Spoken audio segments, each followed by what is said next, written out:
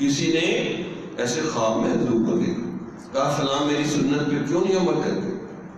کیا جی ضعیف حدیث ہے؟ کہا ضعیف حدیث ہے تو میری حدیث ہی نا،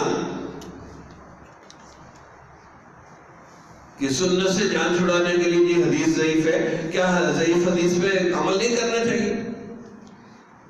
یعنی عجیب لوگ ہیں۔ عشق فرمودہ کاسد سے سبق گام عمل، عقل سمجھی ہی نہیں مانی یہ پیغام ابھی۔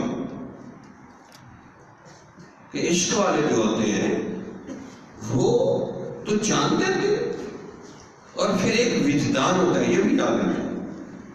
جو بندہ بہت زیادہ احادیث میں کا علم حاصل کرتا ہے، اس کا وجدان ترقی کر جاتا ہے، اس کو اپنے وجدان سے محسوس ہو جاتا ہے کہ یہ حدیث صحیح اصل حدیث ہے، خواہ وہ ضعیف ہی کیوں نہیں۔ وجدان سے بندہ معلوم کر لیتا ہے، اس کی قلبی کیفیت ایسی زبردست بن جاتی ہے۔ تو اسی لیے بھئی جنونی محبت بڑھانے کی ضرورت ہے۔ پہلے ہی لوگ سنت پہ عمل نہیں کر رہے، آپ اوپر سے شک ڈال گئے۔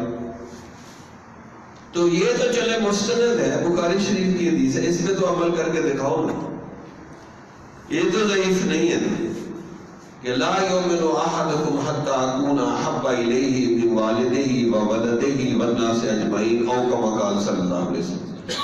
تو جو ضعیف کہتے ہیں یہ تو مستند صحیح حدیث ہے، تو اس پر عمل ہے ان کا، کہ حضور صلی اللہ علیہ وسلم نے فرمایا تم میں سے کوئی کامل مومن نہیں بن سکتا جب تک کہ وہ میرے سے محبت کرے، والدین سے زیادہ، اولاد سے زیادہ، حتیٰ کہ تمام انسانوں سے زیادہ میرے سے محبت کرے۔ یہ حکم دیا جا رہا ہے، تو عمل کرتے ہیں ہم اس پر؟ کیا ہمیں حضور صلی اللہ علیہ وسلم کے ساتھ اتنی محبت ہے جیسے صدیق اکبر کو نبی کے ساتھ؟ یہ نقطہ نوٹ کر لیں، جیسی صحابہ کو نبی کے ساتھ محبت تھی ایسی ہی ہمیں نبی سے محبت ہوگی تو ہمیں نبی سے صحیح فیض ملے۔